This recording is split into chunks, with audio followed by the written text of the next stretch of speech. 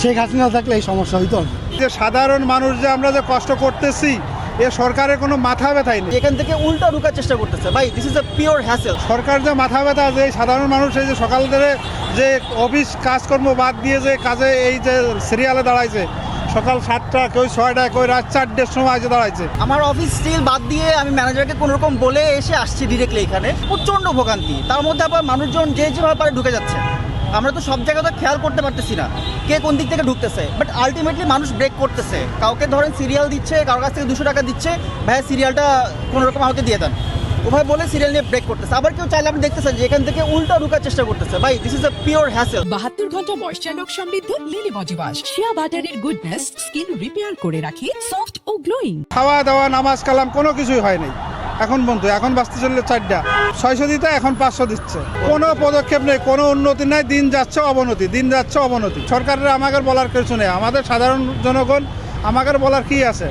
সরকার তো দেখতেছে সমস্ত কিছুই সরজমিনে যাচ্ছে, তারা যাতায়াত পথেও দেখতেছে, সংবাদপত্রের মাধ্যমেও দেখতেছে, কিন্তু এগুলো কোনো মাথা ব্যথা নেই। 8টার দিকে ঢুকছি, এখন এই মাত্র তেল পাইলাম, 6-7 ঘন্টা হয়ে গেছে। ফুয়েল পাস দিয়ে 1000 টাকা দিচ্ছে, আর বেশি দিচ্ছে না। যদি সরকার যদি তেলের দাম বাড়ায়, যদি দেশের জন্য যদি ভালো হয়, যদি এই সিরিয়াল না ধরতে হয়, তাহলে ওনাদের যেটুকু যদি ভালো মনে হয় ওনারা 5-10 টাকা বাড়াক, সমস্যা নেই, আমাদের সমস্যা নেই। কিন্তু এই 4-5-6-7 ঘন্টা আমাদের সিরিয়াল থাইকা তেল নিয়ে অনেক কষ্টকর হয়ে যাচ্ছে। শেখ হাসিনা থাকলে এই সমস্যা হইতো না। মোতালেব প্লাজার পিছে এই এখন পাইলাম 3টা বাজে, সকাল 8টা। 8 ঘন্টা হয়ে গেছে। 8 ঘন্টা না না আছে, ফলটা করলে আমরা তো বুঝি।